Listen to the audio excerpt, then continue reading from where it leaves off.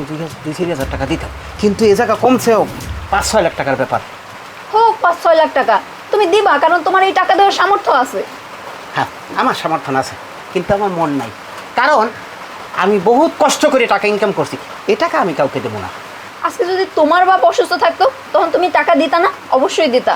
আমার বাপের বেলায় যদি তুমি টাকা না দিছো তাইলে আমি তোমার সাথে আর সংসার করবো না। এটা তুমি কেমন কথা কইলা? আমি যা কইছি ঠিক কইছি, এবার তুমি চিন্তা করো তুমি কি করবা। একটা দুইটা টাকা, এতগুলো টাকার ব্যাপার। চলো। আচ্ছা দেখি কি করে দাও। জীবনে বহুত মানুষের উপকার করছি, টাকা পয়সা দিছি, জামা কাপড় দিছি, আর আজ আমার শ্বশুর অসুস্থ, আমি হের লোকে কিছু করতে পারবো না? এটা তো হয় না। আব্বা, আমি আমার একটা কিডনি আমের দিয়ে দিম। আপনি সত্যি কথা কইতেছেন দুলাভাই? সত্যি কথা কইতেছি, আমার বউর বাপ মানে আমারও বাপ। তুমি যারে তারে এইটা সেটা দান করে বেড়াও, এই জন্য আমি তোমার সাথে সবসময় খারাপ ব্যবহার করছি, রাগারাগি করছি, অনেক কথা শুনাইছি। আমি এখন বুঝতে পারছি তুমি অনেক বড় মনের একজন মানুষ, তুমি আমারে মাফ করে দিও। দেখো, ছোট জামাইরে দেখা কিছু শেখো।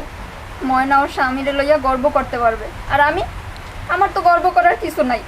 আমি সারা জীবন আফসোসি কইরা গেলাম। শোনো, কোনো আফসোস করা লাগবে না।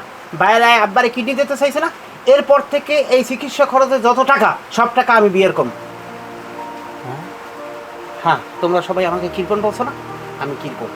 যদি কৃপণ না হইতাম আজকে এতগুলো টাকা জমাইতেও পারতাম না, আর আব্বার এই চিকিৎসায় টাকা খরচও করতে পারতাম না। তোমার কিপটামের জন্য আমি তোমার জীবনে বহুত কথা শুনাইছি, তুমি আমার মাফ করে দাও। আমি তোমারে আর কোনো কথা শুনাবো না। মোর এক জামাই দানশীল, আর এক জামাই কিপটে মনে করিয়ে অপছন্দ করতাম।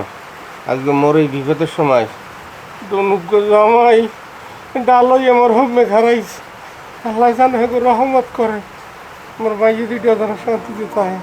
আব্বা, আপনি কোনো চিন্তা করেন না, আপনার চিকিৎসার ব্যবস্থা হয়ে গেছে। যাক, তাহলে তো আজকে সব সমস্যার সমাধান হয়েছি।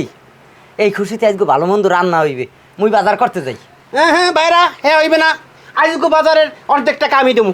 ও কোন কি ভাইরা, আও ভাইরা, খুলি লন লন বাজার করতে যাই।